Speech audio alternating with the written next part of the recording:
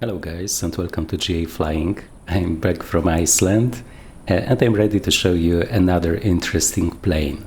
So this time it's the TL2000 Sting S4 made by FSReborn, so by the dev Raul, which is pretty well known, and because he has also done this Piper 500, which is like a very high fidelity plane. In this case, I wanted to check out an ultralight because this is a type of plane that I don't own yet, at least not like in a version that would be very high fidelity. And after some research, I found that this is probably the best one out there. Okay. At the same time, it's a pretty old plane. I mean, the simulation, it's already 3 years old. There was a lot of changes, and we also now have MSFS 2024, so I wanted to check out how it competes well in the current environment of very high fidelity planes. So today we are in Hawaii. This is a Payware airport, which is called Dillingham, I think. Let me check. Made by Northern Sky. This is actually an airport that I have shown you in one of the CoenSim S76 videos, but then it was like totally vanilla, right? Like it comes with the sim. And here we have the much more advanced, much more detail-rich Payware version. So we will also take a look at the airport. I think it's great. As I told you, like in the beginning, I'm not owning like a very large number of airports, but I try to have at least one in every one of my favorite regions, right? And I do like flying in Hawaii, especially with the latest changes. I mean, latest World Update 13, I think. But we will also take a look at the great new photogrammetry and the landmarks, which this plane should be perfect for, because the visibility is just amazing, especially if you also have head tracking. And nowadays, everyone has head tracking because I'm also using the free one, right? I have a video about it, but it's enough. Like if you are interested in free head tracking, just Google MSFS head tracking, and you will find lots and lots of videos. And I have tried it out, I'm using it, and I'm really enjoying it, so I can also recommend it. It's not fully free because you do need a webcam. But many people also use it with the mobile phone, that I think everybody got one, right? So you can also use your phone. Okay, and with this, let's go over to a showcase of the plane. First, we can take a look at the graphics, okay, at the graphic fidelity. In general, it's not bad, but it's not this newest generation of add-ons, right, that have this infinite detail, but still you can see a lot of those details are modeled here. The thing that I do not like the most in this one is this aircraft registration. I think the font is strange and it's really colliding with the static port here. I've tried other liveries and they have like a different font and a different color, but they still seem to be somehow not really fitting, right? It looks like somebody would have done it in paint, I guess. So this is one of the downsides of this plane for me, that it kind of makes the plane look a little bit ugly. Okay. In this case, it's like an authentic livery, an authentic registration number, right, for an US Sting. Because I did Google it, and despite it being like a Czech company, right, so coming from Czechia, from Europe, they are also selling the planes in the United States. Okay, so this flight is authentic. Okay, here we can see some nice details. Doesn't look bad. Okay. There's also like, I think some liveries have a white propeller and it also looks great. In this case, this is pretty neutral. Okay, so now we can get inside. And maybe before we get inside, let me also show you the airport, because some people might also be interested in it. Obviously, the highlight of this airport is this like totally atmospheric retro tower here. You can even see like the office, I guess, inside. And there's also some detail. If you go here, there's like an Easter egg, I guess. And I really like it. In general, it's like an old US Army base that was used like during the Second World War. So I guess this tower might come from this time, but obviously I'm not sure. Here you can see, even below, a lot of detail. And also we can see the inside of many of those garages, I guess, or hangars, which is also pretty cool. There is also some detail on the other side, because generally this is an airport used for gliders. During the war it was also used for bombers, right? So this runway is pretty long.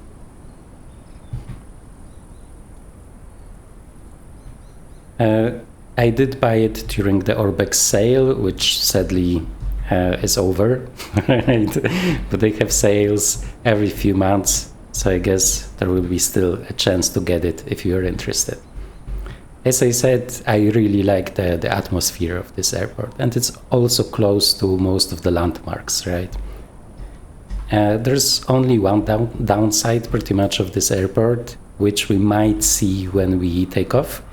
It's that if you are like in medium range from it, there is one like simplified texture, right? One of those LOD textures that seems slightly bugged from what I could see. Okay, and coming back to the sale, lately we have a lot of those. So there was this Orbex sale, and now we have this marketplace sale. And also because of the marketplace sale, Miltech has also done like their own sale on their store. So a lot of opportunities to get like stuff cheaper. So this is also how I got this airport and this plane in this case. In the case of the Sting, you can only get it on the marketplace. But from what I know, like Raul, okay, has some good contacts at Microsoft, and the updates come pretty fast. Okay. So let us go inside. First, I left this here to not forget to add people. Okay.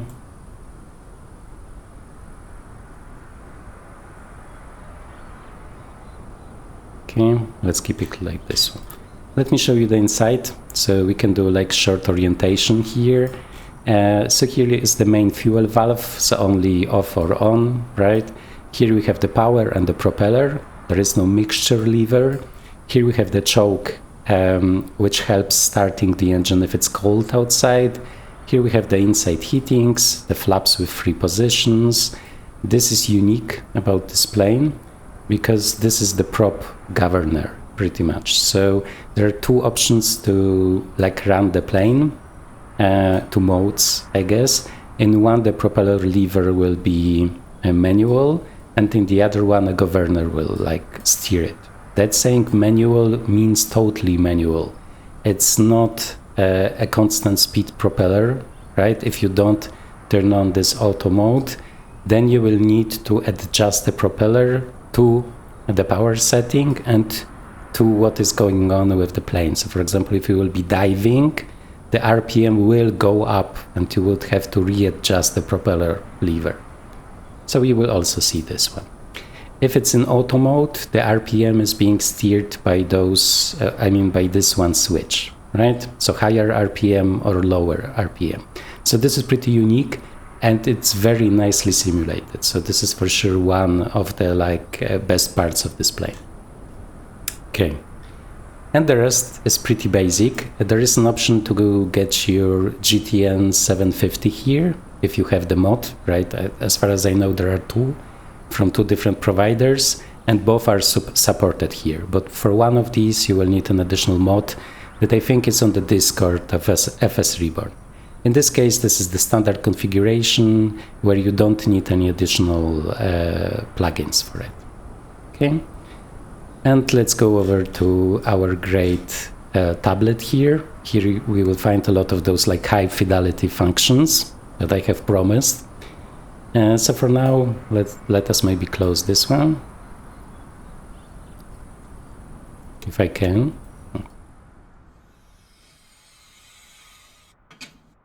Okay, some nice sounds. Let me just change the camera to this one, and let's go over the stuff that we have here. So we don't need the pitot cover.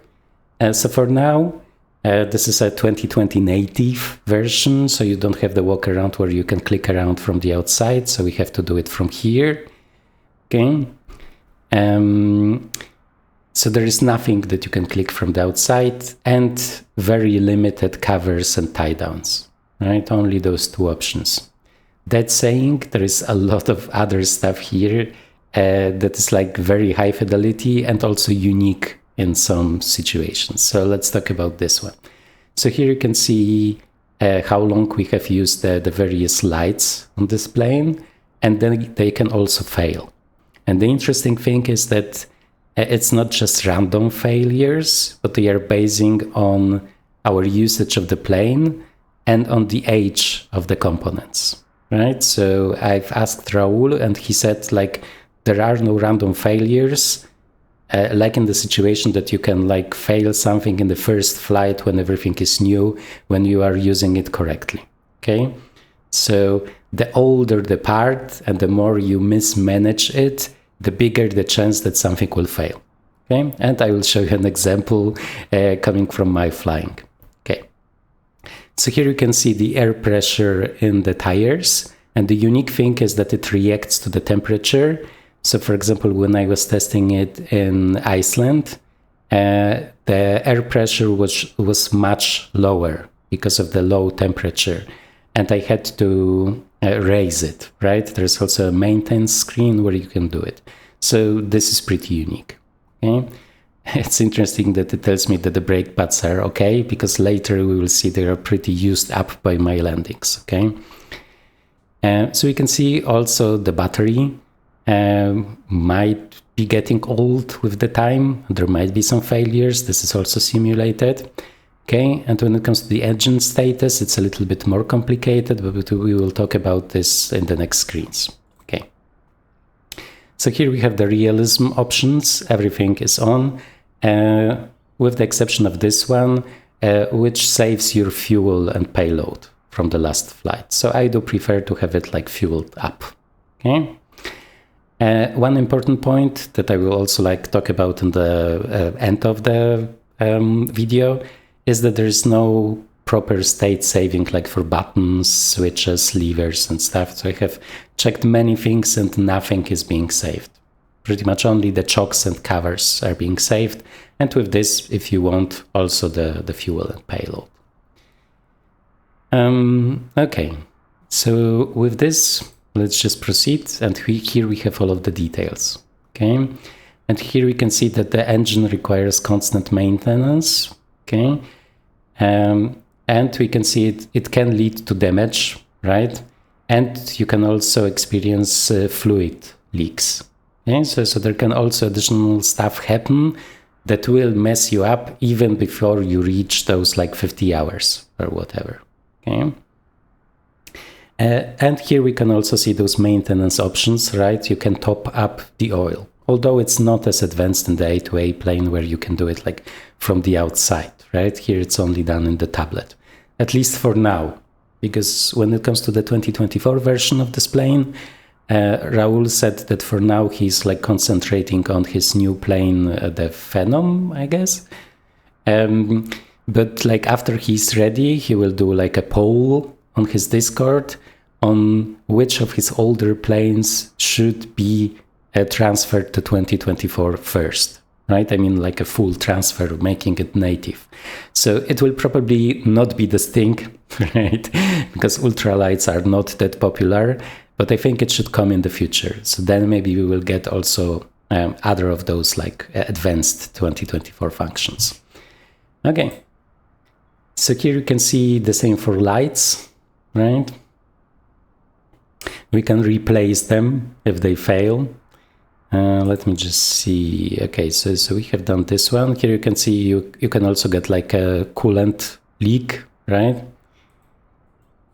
And here you can see it's just after some landing practice, right? And the brake pads are already used up. I think it might be also due to my taxiing, because it's like like very sensible when you're taxiing it. So maybe I'm overusing the brakes. But here you can see proof that wear really works, right? I did mess it up. It was 100% when it was new, and I got it. Okay. And you can see the tire health is pretty nice. And if it goes down or you mismanage it or the pressure will be wrong, then they can blow. And then there is also like a visual effect. Okay. So when it comes to the other possible failures, it's hard to say because I asked Raul and he said, like we were talking about flap failures, right? And he said that he honestly doesn't really remember if it's a thing in this plane because he got also the other ultralight plane, right? From the same like manufacturer and also other planes. So he doesn't really remember what exactly can fail in which plane. So here I was testing it, not overspeeding by much, but by a little, and it was not failing them. Okay. So this one I cannot guarantee that you can really mess up. But I think what is interesting are those engine failures if you don't do the maintenance, right? This might be pretty advanced or not. It's hard to say, but you will see on one of the screens that like the cylinder simulation is pretty advanced. So for now, I'm just assuming that it's possible to get some like more advanced failures there. Okay. That's saying even with what we see here, this is already pretty impressive, especially like for a plane that is older and that also comes from a category that is not so popular, right? Because like for the Comanche, like tens of thousands of people will buy it, right? So it makes sense to invest a lot of time and like research and development into it to make it deep. But here, I would say it's more of a niche type of plane. So it's also nice that like so much time was invested in it. Okay. So this one you already know. Important fact, if you change the weight of the luggage, the model stays the same, right? And here we can also see an FAQ, which is the only manual that you will get, right? There is only like some answers to some questions, but there is no official manual for this plane. And this is also partially a problem that I will talk about. Because the developer tells you to just get the pilot operating handbook, right, the official one. But sadly, it's not very good and a lot of stuff is missing from it. And also there is like a problem with units because they don't really match the units in this specific simulated plane. And also like the version of the avionics doesn't really match it. So I kind of regret that there is no real manual here. Okay, and the last one is settings. And this is something new. It might have come in one of the later patches because in all of the reviews I have seen of this plane, there was only one slider to accelerate the wear, right? And here this is divided, which is great because you might want some like failures more often, right, than others. So this is also great. Or if you, for example, see that the wear on the brakes is too high, like it is, like, seems to be for my way of flying and taxiing, right? You could reduce it or keep it here, right? Keep it here, but like accelerate the other ones. Okay, and this is like the best feature ever because like naturally, let me just show you. This has a very bluish dark canopy that makes the whole world around you blue. And I would totally hate it. I have done one flight in it, and if there would be no way to switch it off, I would probably not fly this plane, right? So it's great because I think it was not there in the beginning. It came in one of the patches. So it totally saves the plane for me. Okay. And with this, a lot of talking, I think we can just hide it. And let's do some flying because the views will be amazing. And it's also getting late. Maybe about getting late, okay? So it's only certified for day flying and only for VFR. So despite having those like modern glass cockpit touch screens and stuff, pretty advanced avionics, it's not certified to officially fly IFR flights, right? Only VFR. Okay, Let me just show you the checklist. So I have done my own checklist because sadly, as I said, the one from the official manual, the one made by the manufacturer of the plane, right, is not really fitting, well, not fully fitting this version that we have here. Okay. So all switches off, they are off because there is no state saving. Fuel valve open. Okay, throttle is idle. Main switch is on. Okay. Some nice sounds. Auxiliary fuel pump on for a couple of seconds. 1, 2, 3. So this is how you prime the engines. Okay. Engine switches here. Is it on both? Yeah, now it is on both. Brakes hold. Okay, so we can get rid of the chocks first.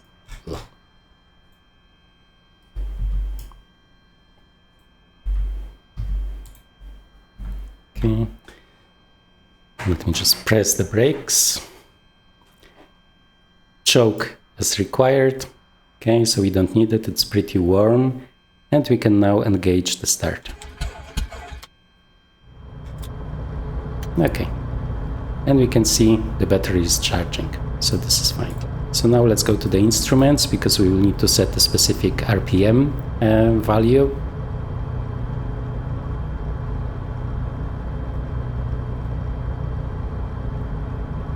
Okay, and here we do have this custom engine parameters screen. Okay, and we can see everything is in the green, but we just need 2000 RPM. Well, everything apart from the oil temperature, but this is expected. Okay, so 2000. Okay, so let me take a look at my checklist. Throttle 2000, oil pressure. Okay, oil temperature, oil pressure is in the green. Okay. Strobe lights on. Flaps to half. Okay, this is nice. There are only 2 settings for the flaps. Okay, let him now warm up a little bit. And in the meantime, we can talk about some additional aspects of this plane. Okay, so this is a Rotax engine, which is popular in ultralights. It's pretty powerful for an ultralight. It's like 100 horsepower, okay, which we will see will be a little bit overpowered in some situations. But there is one interesting thing that I wanted to show you from the manual. Okay, so this engine is not certified and it might fail at any time, right? So here you can say failure of the engine may occur at any time. Okay, so that's very reassuring if you are buying it. Okay, let me just hide it. And another very interesting aspect of this plane and of many ultralights, and also a limitation for you, is that it's very wind limited. Okay, so you can see this is the maximum wind for takeoff, and it's really hardcore. So only 2 knots tailwind maximum. Okay, 6 knots side wind. Okay, which is also pretty hardcore, and 9 knots headwind. Okay, so this might be a problem for some people that will want to fly it in like every situation. Luckily, I have tried to fly it like in higher winds, and it was also kind of okay. But obviously, if you want to be totally realistic, you would not, right? So this is also something that you need to consider before buying it. Okay. Okay, so let me take a look at my checklist. Transponder to standby. So we are just clicking. Okay, GPS is on because in this one it's always on. Okay, altimeter 3004. So we have here. Okay, nice. Okay, and let's talk about the warm-up. So we should get the oil temperature into the green, but it's pretty fast. But there is also this one. the cylinder head temperature, and the manual, the official one, pretty much tells you to get it to 122, which is pretty much impossible on the ground, right? So I have seen posts of like real pilots of this plane, and they say that you cannot really get it up, right, to 122 on the ground. So it's not something that you're aiming for, okay? So as long as it's in the green, it should be fine for us. We can see the oil temperature is also in the green. So we will be able to taxi. It's not specified in the manual, sadly, what you have to select here, right? If the propeller should be like full or not. But when I was looking at people flying it, they were keeping it on the low setting until they were at the runway, right? So let's also do it. And this is also like a downside of not having the manual for the simulated plane, because in the real plane they pretty much tell you to check out the manual of the manufacturer of the propeller, okay? And then you need like to search multiple manuals. So I just hope that like for future planes they will just include like a proper manual that will fit this very specific version that is being simulated. Okay.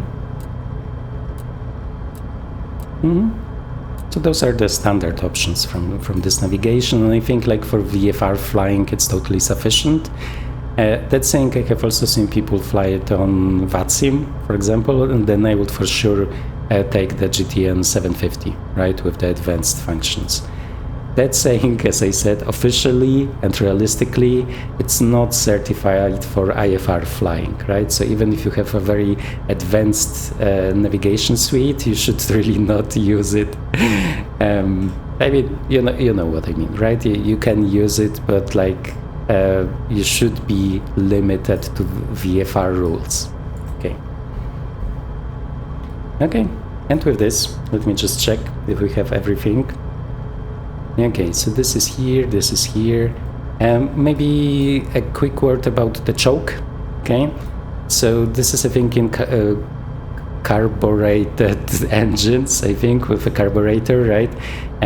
So normally the function of this one is to make the mixture rich as possible, and in normal engines it's being done by blocking the inflow of air. Right, so there is more fuel and less air. But I've googled some like real pilot forums, and in the Rotax engine it seems to be like the opposite. Here it's not limiting the amount of air, but it's adding more fuel to the mixture. Okay, that's saying in the situations that I have flown it in, so like around 20 degrees most of the time, it was not needed for the start. Okay, let us get on our way.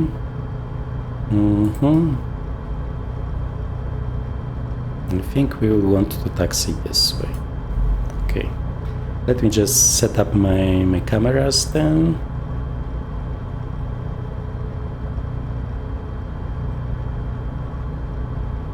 Okay, I need to get this free head tracking.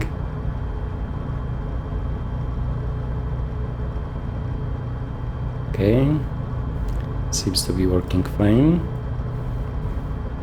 Okay, so I guess we can start. And it's rather silent. So normally when I'm like recording, I'm having my volume lower than 100% because it's too loud for you guys to hear me. But in this one, 100. So okay, taxing is also something that I wanted to talk about. It's very twitchy, but it seems to be very refined. You can almost like feel that if you are very small, there is a lot of friction from the rubber, from the tire. I'm still not very good at it because you pretty much, to have the best results, you pretty much have to aim for the perfect speed for the tire to behave like you want it to behave. Okay? Now, I can see the wind is from the left side. Okay, so let's taxi there.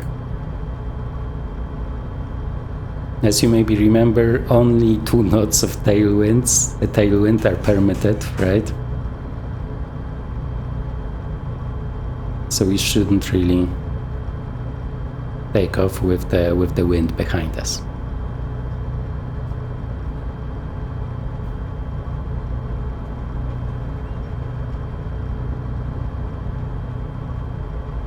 So normally I'm like hating twitchy taxiing, okay? But in this case it seems like it's very on purpose, and as I said, very refined in how it works. So luckily this plane does have the place already running away from me. Okay.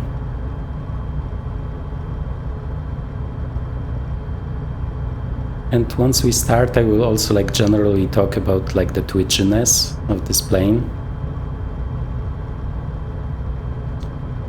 Because as I said, this is normally something that is typical for flight physics, like for flight models that are not very good.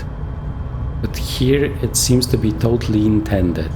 And it's also like twitchiness on a very high level, I guess, of quality, and I will try to explain it.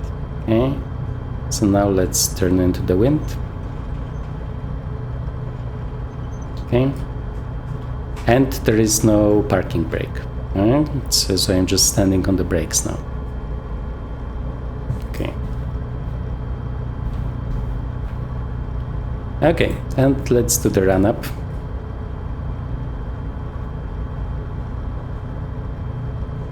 Okay, so oil temperatures should be 1 to 2, and we can see it's much higher. And this is also something that I had to calculate because it was like in Celsius. Okay, so the cylinder head temperature should be 1 to 2, which is impossible on the ground, as I told you, according to the real pilot. Okay, it's a throttle of 4000. First, let me make sure it will not be too loud for you guys. Okay.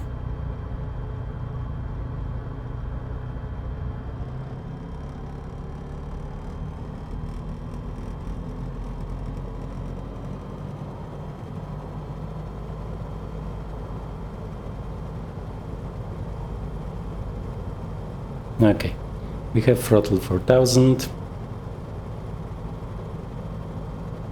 And we will just check the magnetos. Okay, we can see a small drop here.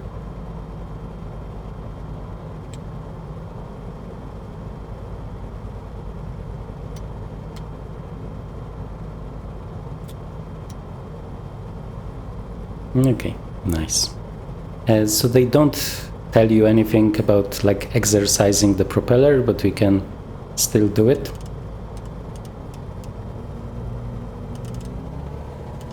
We just need to watch out to not overdo it.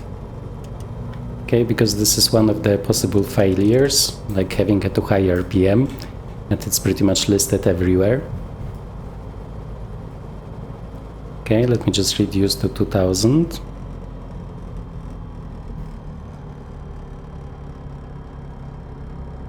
You can hear those nice vibrations. Okay, maybe I can make it a little bit louder. Okay. Again, now we can turn on the automatic propeller, okay, which will also move the lever. As I said, sadly, it's not specified in the manual when you have to turn it on, right, and what position the propeller lever should have for like ground operations. Okay, fuel pressure is fine, everything is in the green, transponder to alt. The trim should go to aft, and we have the trim indicator here. Okay. Controls free and correct.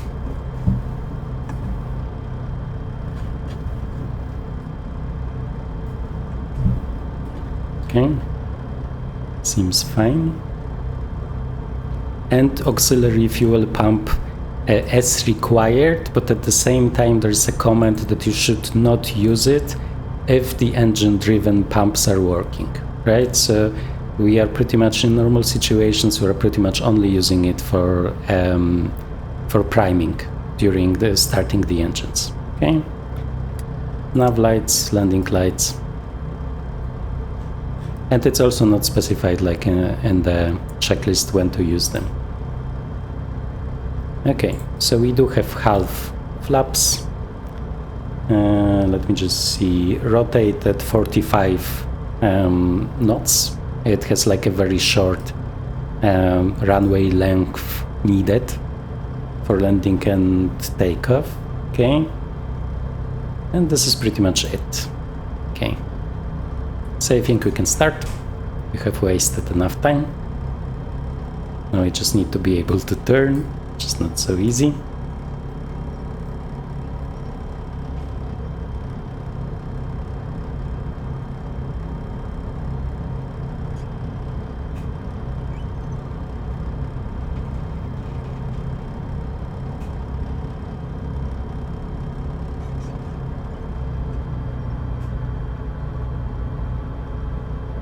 Okay, and we can pretty much take off from this.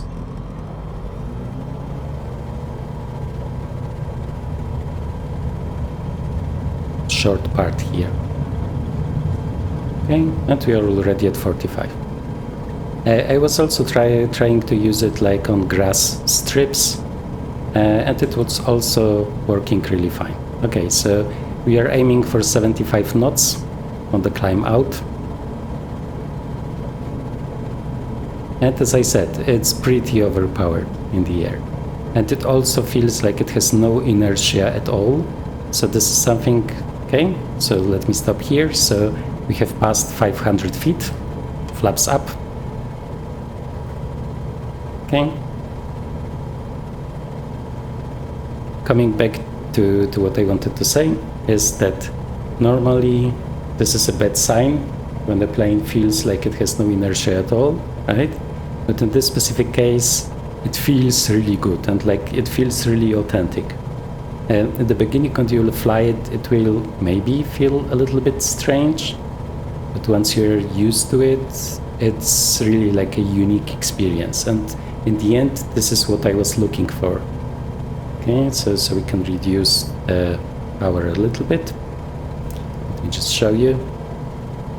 So here, most of the time we will be cruising with manifold pressure around 21, 20, 19.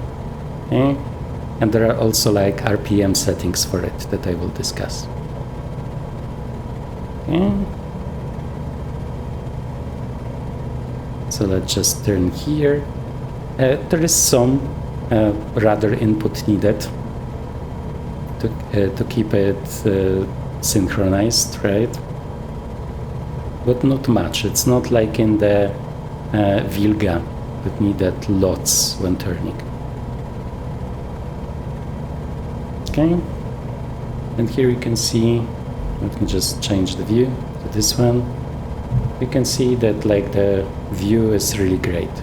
And this is also why it's pretty fun to use like for sightseeing, especially since you can fly it like very slowly, because the stall speed with full flaps is 43, right? So very slow, almost sightseeing like in a helicopter. Okay, so we don't need the landing lights. Let me just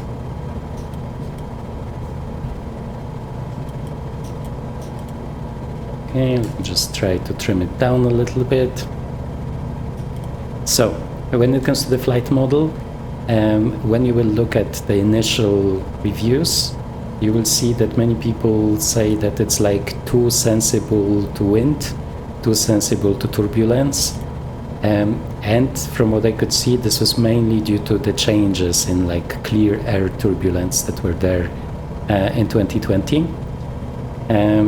But a lot of work has been made, right, to make it okay.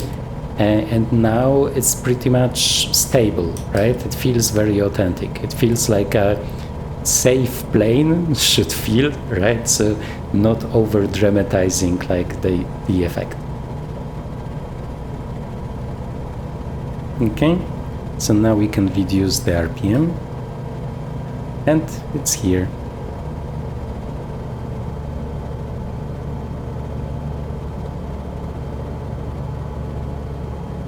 Okay, so for cruise, we need 5,000 to 5,200.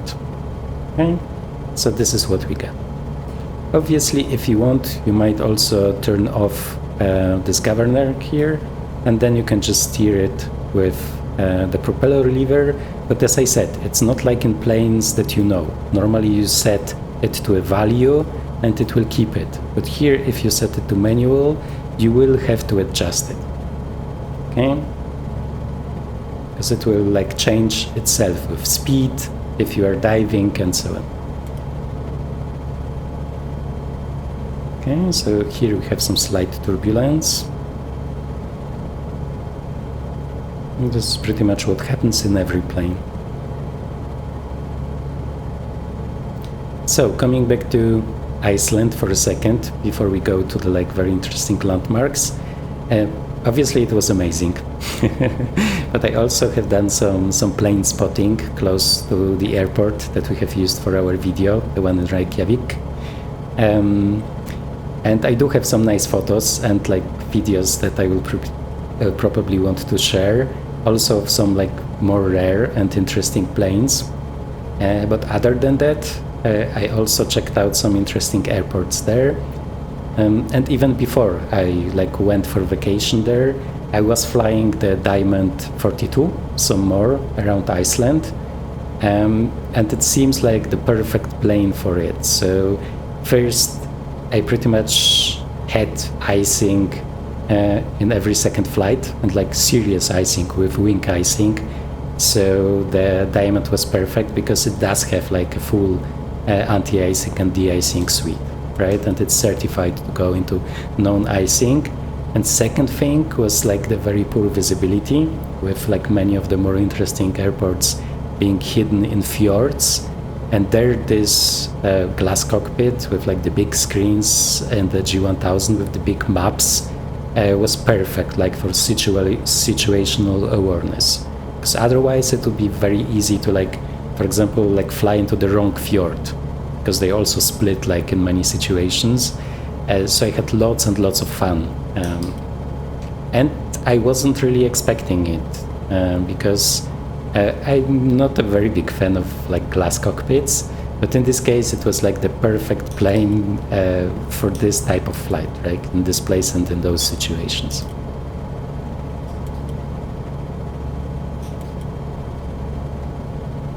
Okay. So let's talk about some other stuff that we have in this plane, okay? So some interesting facts.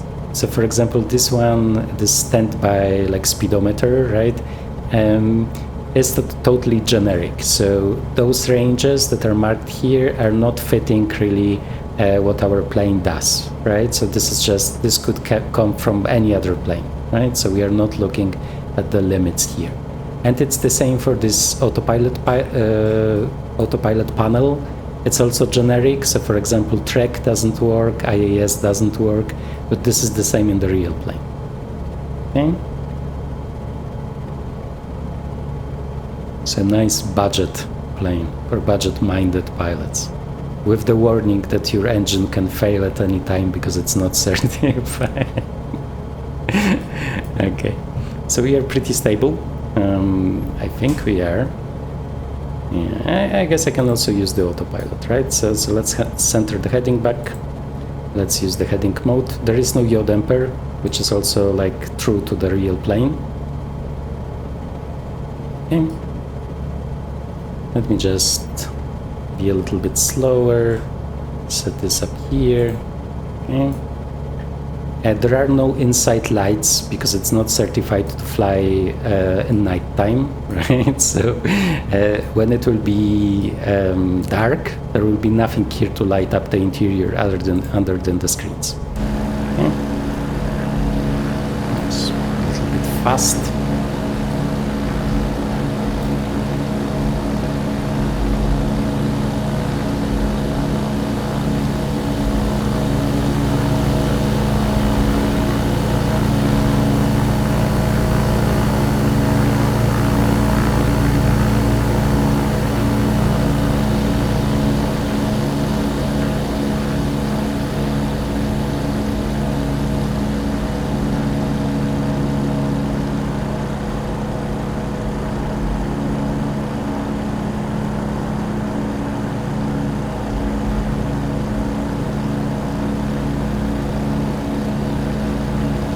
So from the front, it looks really nice, but I'm not a fan of the aft of the plane.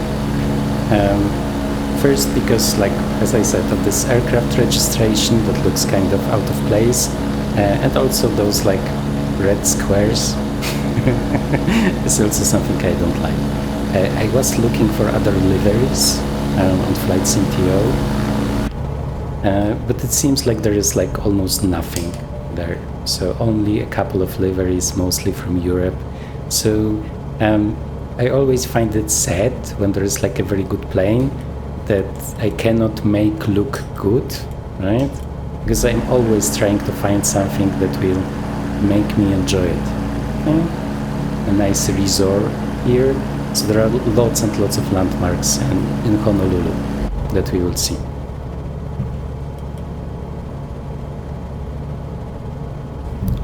Okay, let me take a look at the checklist.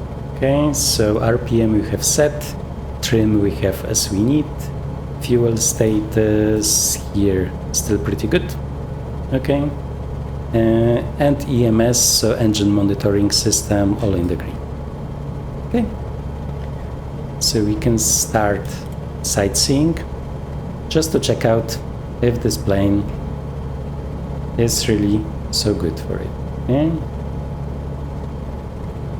Because I would expect it to like be the favorite sightseeing plane for a lot of people, because of the great view and because of the like high fidelity.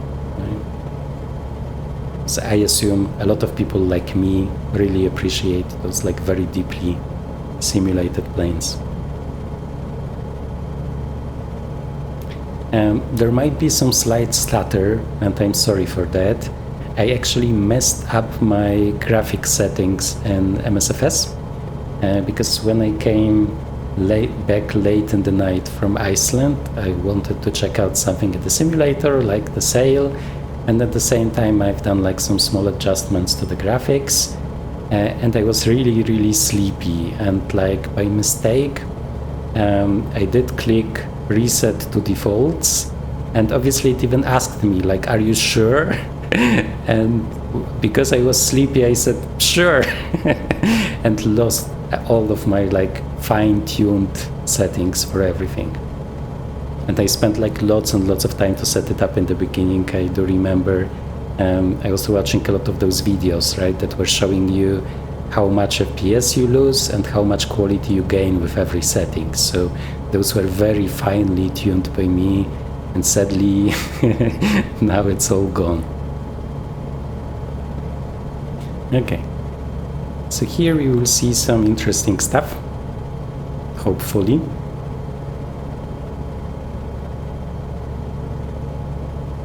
There is like a small harbor with some very interesting ships, especially if you are interested like in the history of the Second World War. Hope I will be able to find it. We can add some power.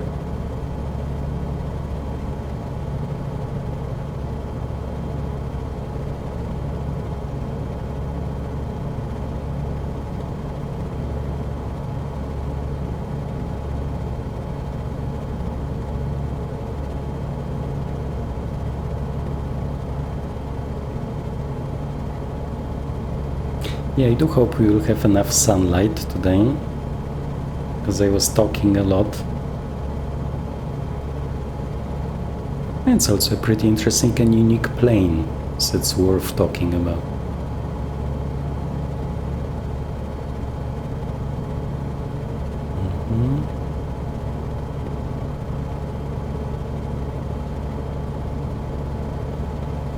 So one interesting fact is that, like, about this plane, is that there is a lot of care taken to the sounds. So for example, when you open the canopy while taxiing, there is also like a unique sound. And if you open it like by mistake during the flight, it will be impossible to close it because of like the wind vortexes, right, that don't allow you to lock it. I'm not sure if those are nicely if those are the ones with like high quality models here. Because those are not the ones I was looking for. The one I'm looking for is more to the right, and we will also see it. So this is a nice thing that you can do with head tracking, right? You can lean out, which works great in this plane. Okay, so the model of those is not perfect, but still it's nice that we have them. But the one that is perfect is the one that we will be going to now. Okay, let me just lose some speed. So we do want to sightsee and not race. Okay, so 75 is the first threshold, or the first flap step. Okay. And 65 is the other one. Okay, and stall speed is 43. So we don't want 43. One interesting fact, like the emergency parachute, right, system is also modeled in this one. So with all of the animation and stuff, so if we would get in serious trouble, we could turn off the engine and just fly down on a parachute. Okay, but now let's change the topic. So this is the USS Missouri. It's the last American battleship ever built, and it's also the one where the peace contract, the accord or whatever, the surrender with Japan was signed. So like Japan surrendered, right? And it's a museum's piece now that we can enjoy. And as you can see, 50 knots. It could be even slower. And perfect visibility. Okay, some flickering there, but let's just ignore it. And this one is the Pearl Harbor Memorial, as far as I know. Also, we can be really slow. And we can lean out and see all of the detail. Okay. So if you are looking for a high fidelity sightseeing plane, this one is just amazing. That's saying it's not without its flaws, but we will do like a summary at the very end.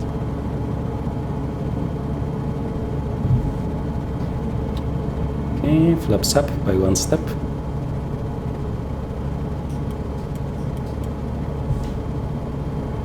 Okay, and flaps up.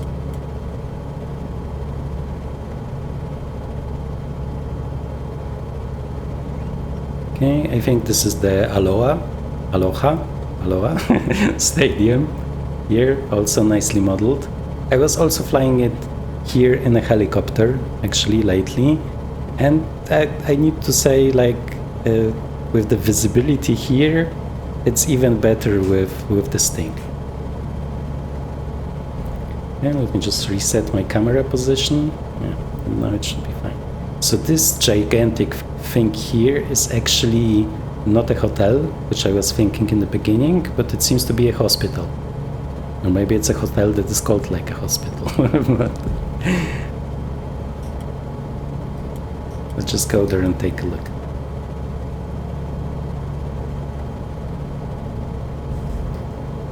Okay, so everything is in the green.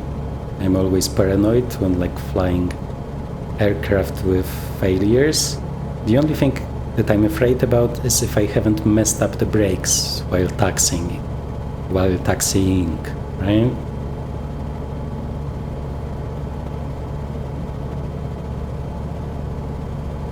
Okay, so some slight turbulence, but pretty much the same that you would get with any other GA plane.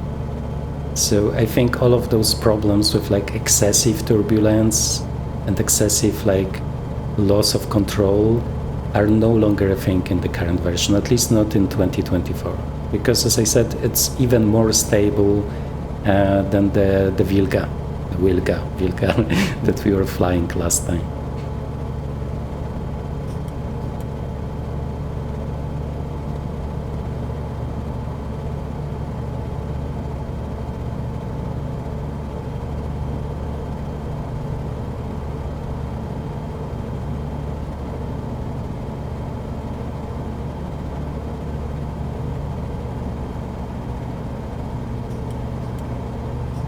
And it's also very nice to land. Although I have seen many people have a problem with landing it, but I think it's mostly due to not reducing the speed soon enough, because pretty much the official checklist tells you to reduce it already when you are in the downwind, and then even turn off the engine if it's not enough, right? So it's a little bit like a glider when you're coming close for landing. But when you remember, there's a slight bug with this one. There are two actually instead of one. And it's pretty sad because it's one of the coolest set pieces. There is even like a pretty large helipad. I'm talking about the cruise ship, obviously.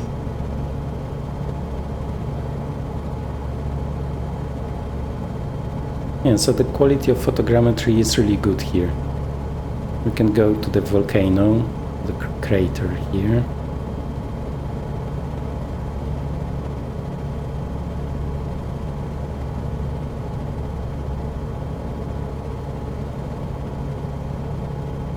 And I think this is also a monument, but sadly I don't remember anymore what it was. Also related to the war, I think. Yeah, so especially with head tracking, I really recommend this one.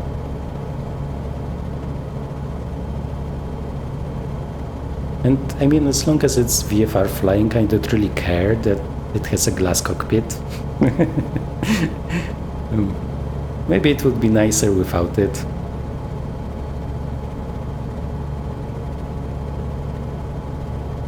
But it's really like funny that it has like this type of very modern advanced avionics, and at the same time it's not certified for IFR, right?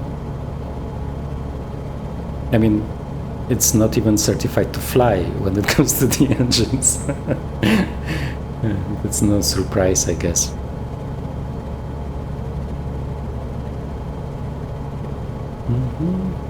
Okay, let's make sure everything is fine here, and it is. So you'll just turn above the volcano here, right? And then go back. I think I was able to prove that it's like great for sightseeing already.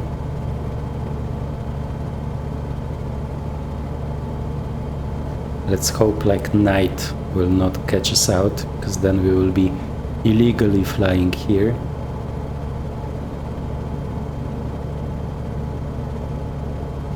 Yeah, and I really recommend the photogrammetry. So in general, when it comes to the detail level of the terrain and textures in Hawaii, it's still not very good.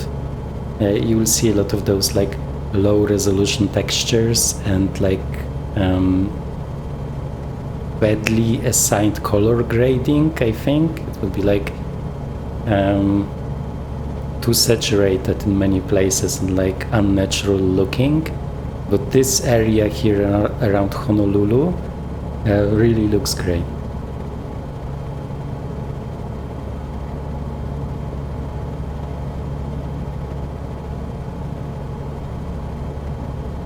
And we can see we have a 10 knots wind, right? Kind of like coming from the side, and at the same time the plane is pretty stable. It's just my head that is not stable, I guess.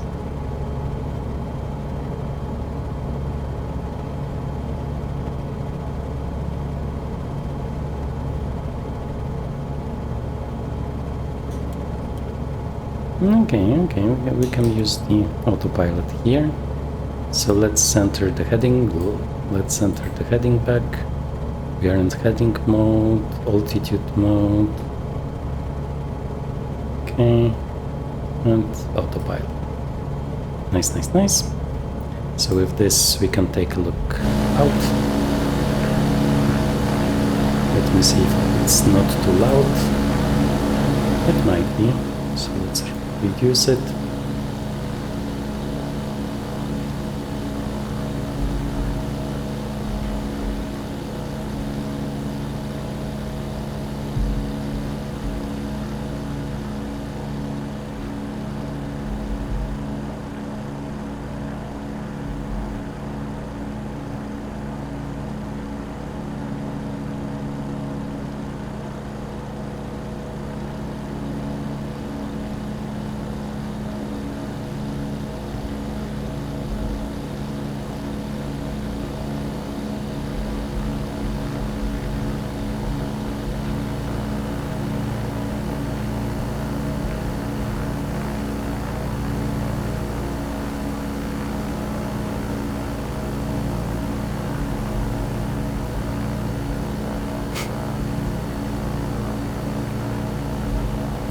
Okay, and we could hear like a nice sound change, right?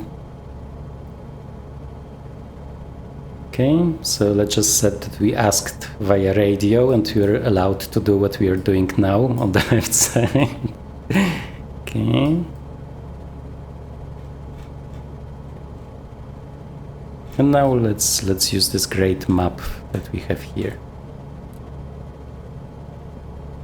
to make sure that we'll be coming back correctly. Okay, I think we are on the right course here. Okay, let's add some power.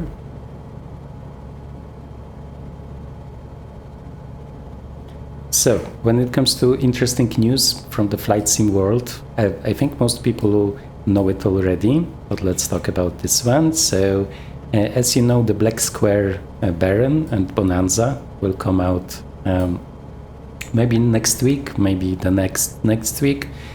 So I for sure will want to get the Baron because it looks really interesting. I didn't own the prior one, but like I had most of the other planes. I'm still waiting mostly for the King Air, but still. And I think I would maybe try out the Baron in Iceland, just because of the full anti-ice, right, capabilities. So we will see, but it all depends on how long we will have to wait for it.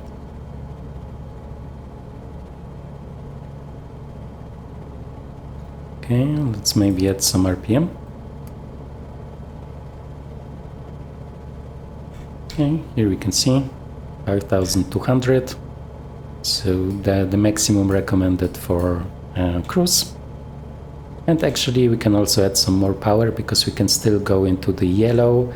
We just need like it's clean air speed, right? So there doesn't it's not allowed when there is turbulence or you want to do like sudden maneuvers.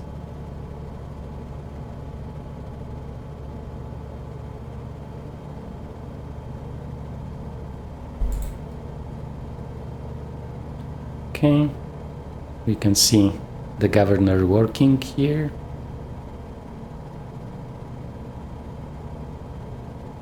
And we can also take a look at our cylinders. You can see that temperatures are different, right? So they are simulated separately.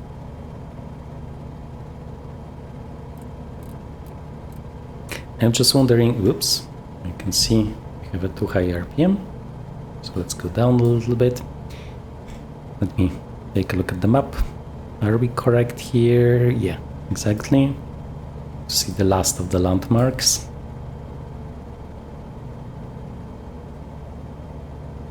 When it comes to landing, it feels really, really great. I mean, you can feel having the control over the plane. There are just things that you need to remember. So let me just pull up the speeds here. Okay, so it's easy to overspeed those flaps restrictions, right? So you need to remember about both of those, and you will pretty much be somewhere between this and this, with the recommended approach speed being 55. And like I think 55 is the most important part, because if you are not at 55 when being close to the runway, it will be really hard to get rid of this excess speed in this case, because it's kind of gliding forever, right? So it was working every time when I have done it before. Like I had some crazy smooth landings, like 13 for example, at 20 and stuff. But obviously today we are recording, so I will probably smash it into the ground because this is how it always works with YouTube. Okay, let me just hide this one. And once we have landed, I will also do like a nice summary of this review today, and we will see like what the pros and cons of this planes are.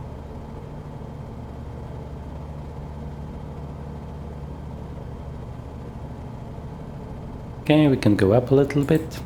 So VS mode and then up.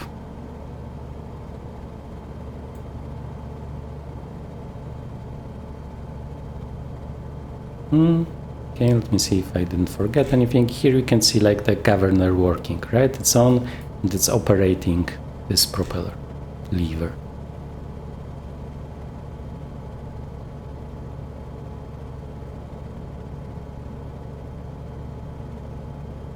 Okay, so you can see it will take some time before we are back. So I guess I will cut it here and we will see each other when we will be on the approach.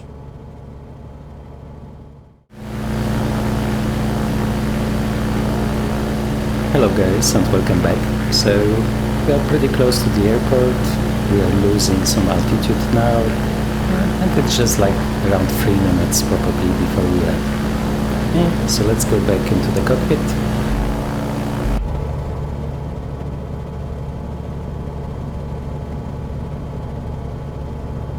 Okay, now we can see we are pretty high, which is often like a problem with this one, so we are just killing the engine. The AGT will become yellow. There will be like a small, I mean, not a warning, right, but you will see it here. But this is still fine. As I said, the manual is also kind of recommending to kill the engine if needed when you are on base, right? If you need to get rid of the speed. Okay, let me just go into flaps 1 speed. Okay, flaps 1. And let's do fuller RPM.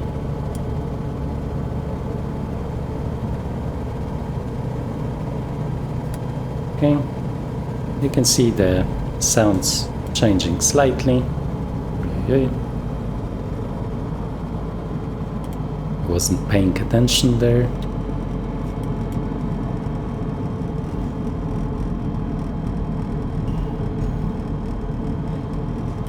Those vibrations are great.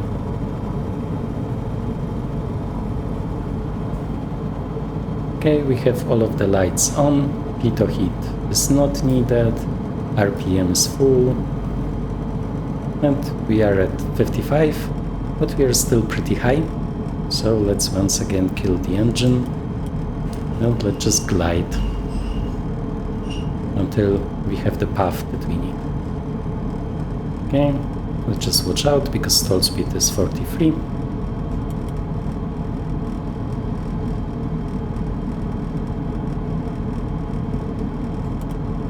Okay, we can add some power. As I said, as long as you stabilize the speed like before the landing, right, before being too close to the runway, it's not a problem.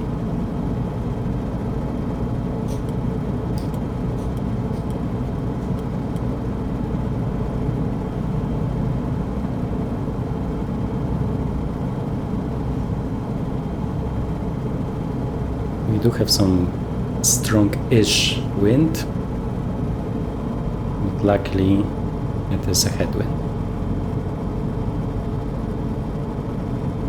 As you maybe remember, like from the manual, we can start with up to 9 knots of headwind. There is nothing about landing, but I'm just assuming if you have to land, you have to land. So it's not in the manual.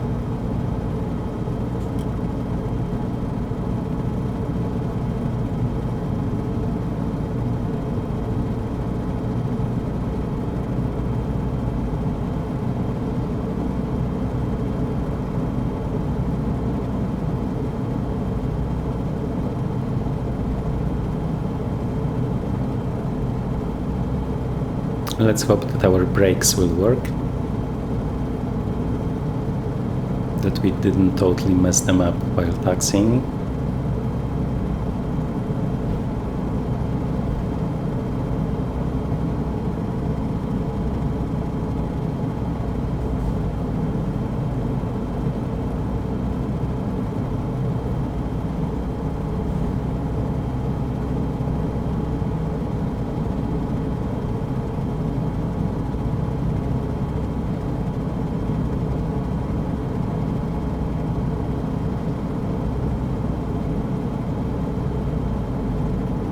I have to say it would be probably easier to fly it if I would like bind this propeller switch to something. Because it's kind of okay to kind of operate it when you are in cruise already to reduce the RPM, but it's really well, annoying and inconvenient to raise the RPM for the landing. In those situations, it might be like maybe better for people that have like a hardware propeller lever to just fly on manual, right? And just use the lever.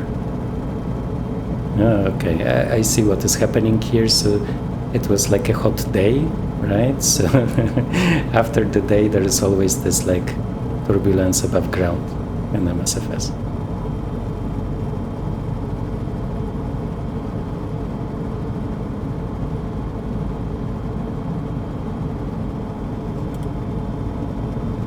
Okay, so they are recommending aft trim for landing, and this is also what we have here.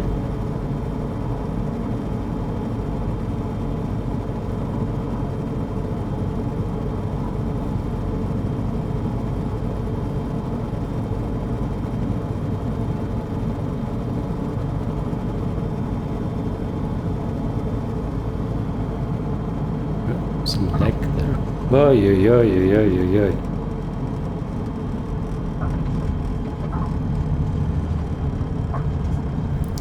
Okay, so this is pretty much like the YouTube effect that I was talking about.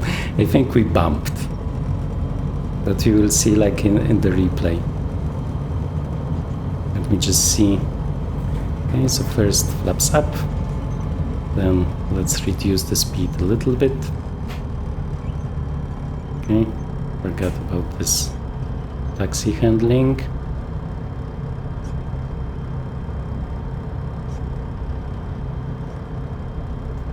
Okay.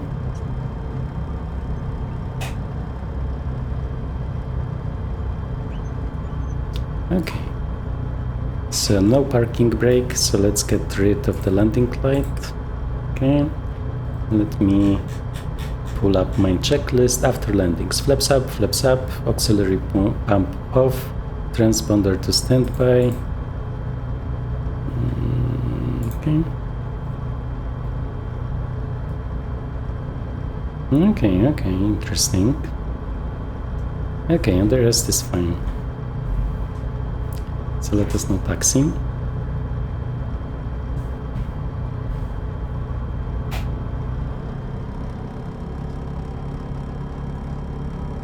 You can take a look at the landing crate, but I'm not expecting anything great.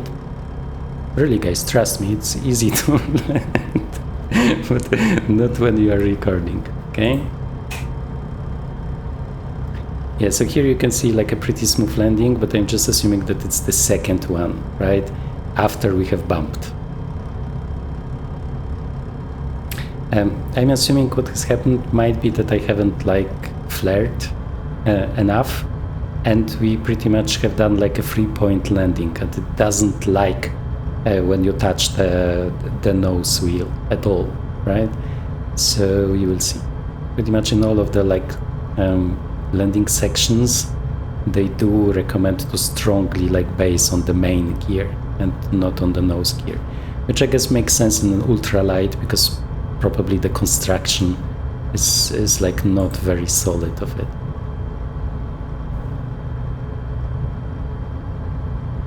Bloop, bloop, bloop, bloop, bloop. You can feel the suspension working. And really, when it comes to taxiing in this one, I hate it.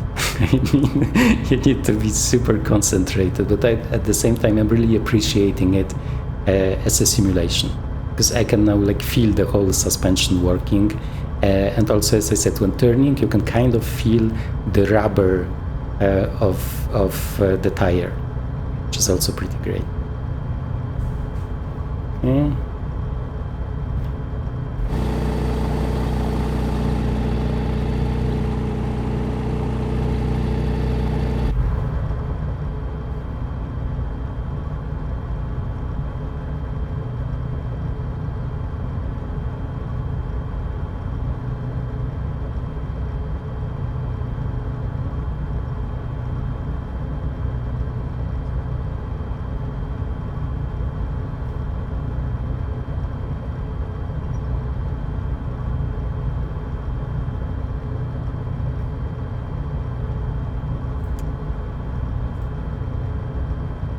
Okay, and let's park where we have started then. Yeah, I don't know, there is just something about like the small airport here that makes it really very, very immersive for me. It's probably this tower, right?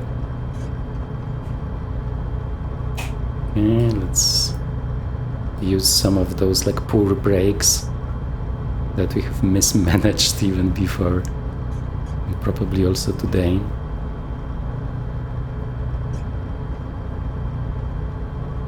Okay, so where are those? Yeah, so this seems to be the parking spot that we had in the beginning.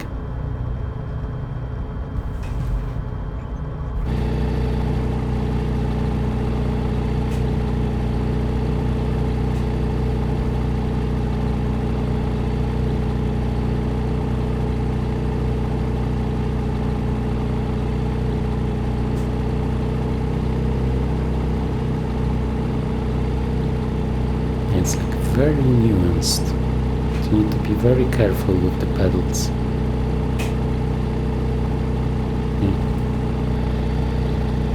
Okay, so chocks. Ugh. Okay, and let's see. Maybe no checklist, okay? Because I will want to do a replay to check out what happened during this landing. So for now, let's do a nice view.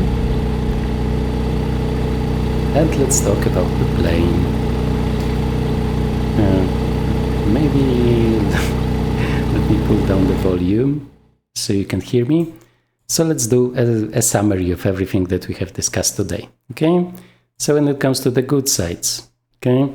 So the engine, because of being like a Rotax, because of like how deeply it is simulated, I think it's a very unique experience, and I am happy that I have it in my collection, just because it's something different, right? I have a lot of planes, but this feels unique, and because of this fun.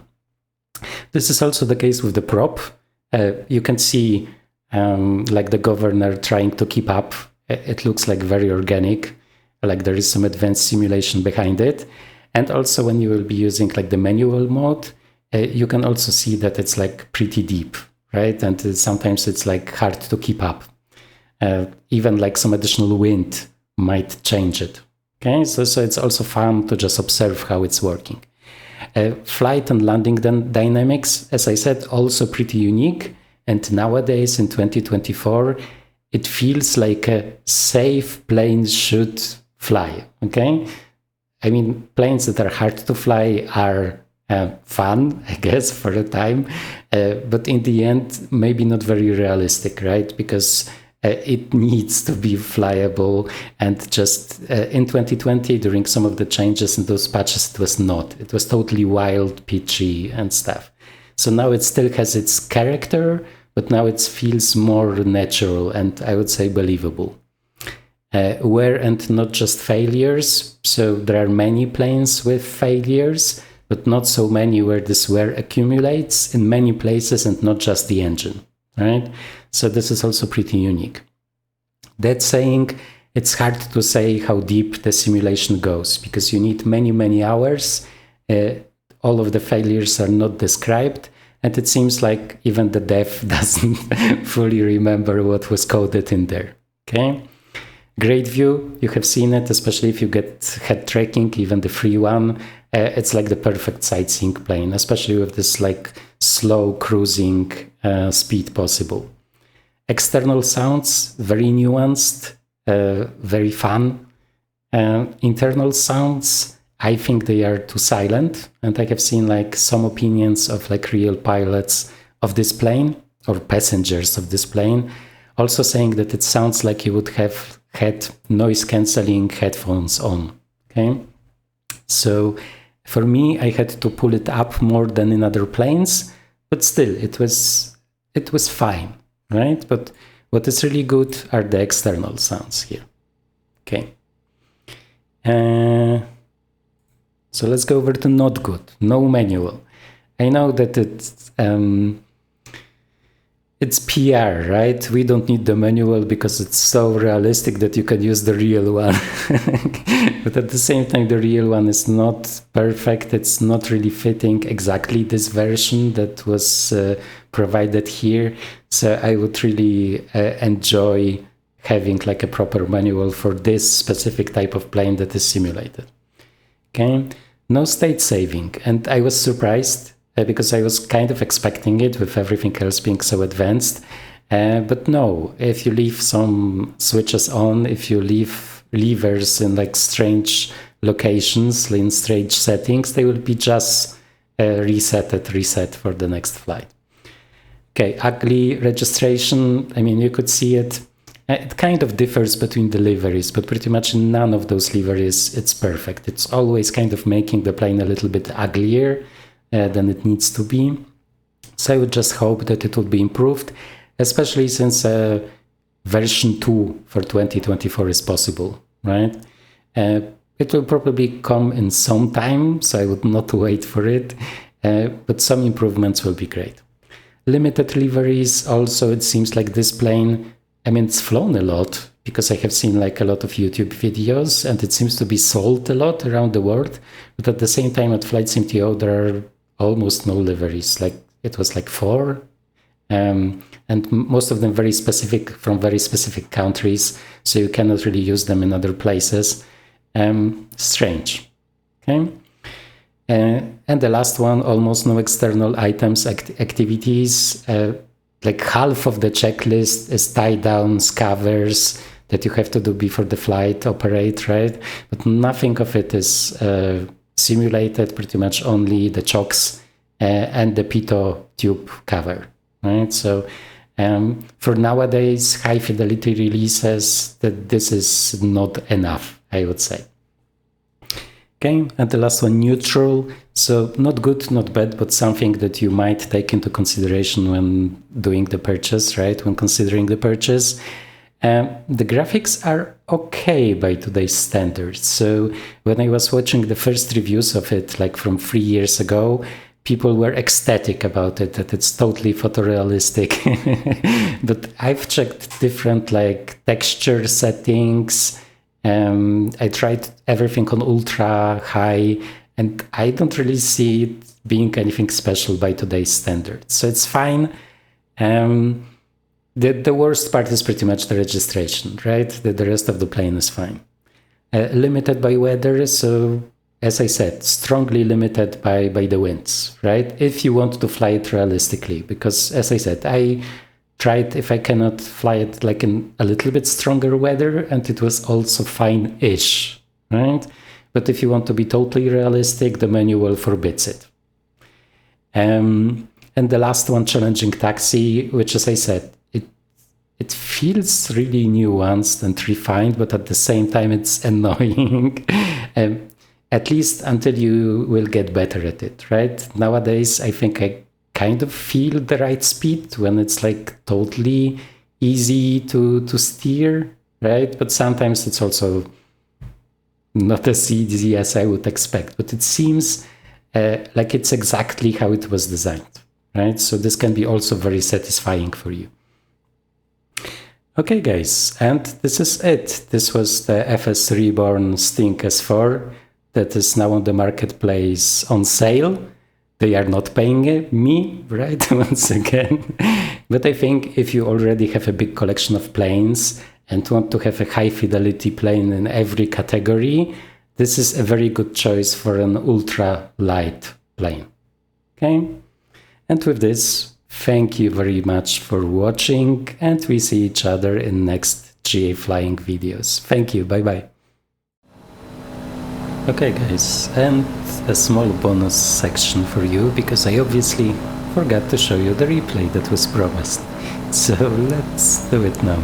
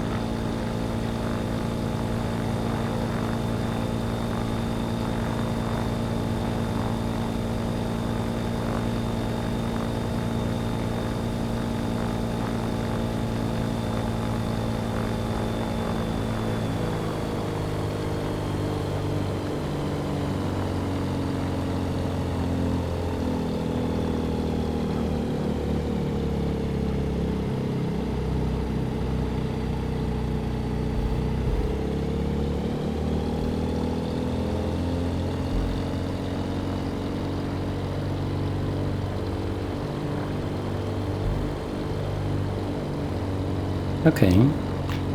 As you can see, so not a problem with the nose wheel. Probably I was just too high above the ground. That saying, it was still pretty smooth. I'm just wondering which one of those like impacts was counted by the landing rate monitor, but looked safe at least. Okay, so one thing that I would also like to show you in this bonus section. Okay, let me just move back to our parking place. Is let us just check the current status of the plane together, right? If we have messed anything up. I'm always wondering if it's not like the replay tool that is adding some additional wear, right? Because it's like an additional landing. But we will see. Okay, so chocks, please. We can turn off this one. This is turned off. Okay. It's always so strange after this replay because the whole workflow gets messed up, right? Okay, so this one needs to stay for turning off the engine, because according to the manual, if you turn off the main switch first, then you will not be able to stop the engine, right? So after turning off the engine, you can turn this off. Okay. Either way, we wanted to take a look at the wear and tear. Okay. Okay, so this seems to be fine. I'm most interested. Oh, not so bad, because it was 65% when we have started. Okay, so we lost 10% with my excessive braking during taxi, I would assume. Okay, and let's see, and the pressure is also pretty nice. The right tire health is a little bit like low, but still a lot to go. Okay, so this was it. Sorry once again that I forgot about this one. We'll try to remember it next time. And for the second time today, thank you very much for watching, and see you. Bye bye.